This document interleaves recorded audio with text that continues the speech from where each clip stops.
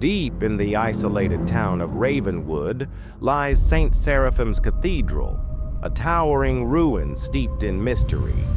Once a symbol of faith, it now stands as a gateway to something far darker. Its abandoned pews whisper of vanishing worshippers, haunting melodies, and malevolent forces waiting to claim new victims.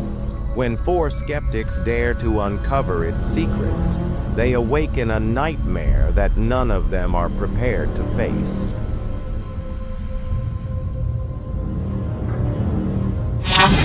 The group arrives at midnight, guided by a dense fog that clings to the cathedral's spiked towers.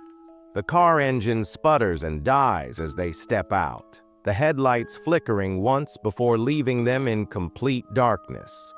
Claire, the leader, holds up a lantern. "Stay close. This place is said to swallow the lost." Jake, her cameraman, mutters, "Swallow the lost? Great start."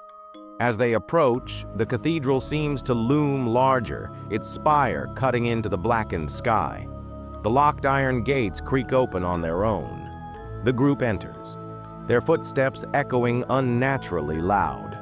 The temperature drops instantly. Claire's breath fogs the air.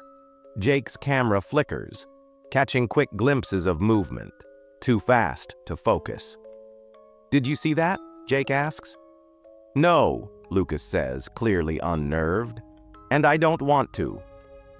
The group passes rows of overturned pews, all facing the altar. In the center stands a massive crucifix, but the figure on it is twisted, a grotesque, almost animalistic representation of Christ, its head thrown back as if screaming. Emma, the historian, stops to examine carvings along the walls. Her flashlight reveals symbols etched deep into the stone, spiraling into patterns that seem to move. "These aren't just Christian," she whispers. "They're warnings. Something was bound here, something old." A faint hum fills the air, growing louder. It morphs into a low chant. "Who's singing?" Claire asks. Jake pans the camera around, but no one is visible. The chanting crescendos until it sounds as though it's right next to them. The group follows the sound to a row of confessional booths. As Claire touches the door of one, it swings open violently, revealing a desiccated corpse inside, its jaw locked in a scream. Emma stumbles back, clutching her chest. "This is wrong! We need to leave!" The chanting grows louder, turning into indistinct whispers. Claire leans closer to the corpse and realizes its fingers are pointing at something. She follows the direction and sees a trap door beneath the altar. "It wants us to go deeper," she says, her voice shaking. The group hesitates, but the whispers turn into guttural growls, pushing them toward the trap door. Lucas reluctantly pries it open, revealing a narrow stone staircase spiraling into darkness. As they descend, the air becomes suffocating and the walls feel alive, pulsating faintly under their hands. Jake's flashlight flickers, casting distorted shadows that seem to reach for them. They reach the bottom, a cavernous crypt lit by candles that burn without melting. Skeletons are propped against the walls, each clutching a worn Bible. Claire steps forward and finds an ancient tome resting on a pedestal. Its pages are covered in blackened symbols that seem to writhe on their own. As she opens it, the ground trembles. "They were sealing something here," Emma whispers, "and we just unlocked it." A deafening roar erupts, and the crypt plunges into darkness. When the lights return, they are no longer in the crypt, but standing in a warped version of the cathedral. The walls slick with what looks like blood. The pews are filled with shadowy figures, faceless, yet their hollow eyes seem to bore into the group. The organ plays a discordant melody on its own.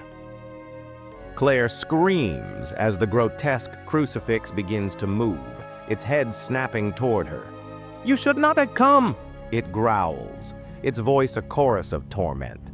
The shadows rise from the pews and advance, their movements erratic and jerky. Lucas grabs Claire's arm, but as he does, a shadowy hand bursts from the floor and drags him under. His screams echo long after he disappears. Panicked, the group runs toward the bell tower, the only visible escape. The staircase twists impossibly, seeming to stretch endlessly. Each step groans as if it will collapse. Halfway up, Jake stops. "I can't!" The shadows surge toward him, and he's pulled into the darkness. His camera clatters to the floor, still recording, capturing glimpses of his face frozen in silent terror.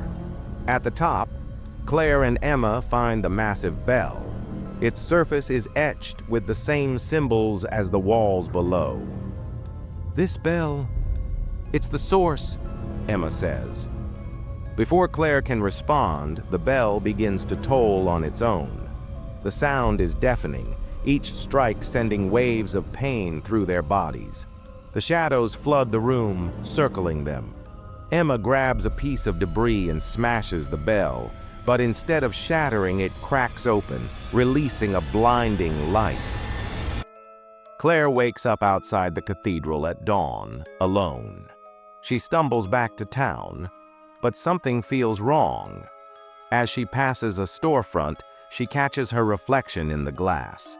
Her eyes glow faintly red, and the faint sound of the bells tolling echoes in her mind. The screen fades to black with the message, "The cathedral never lets you go. It takes you with it."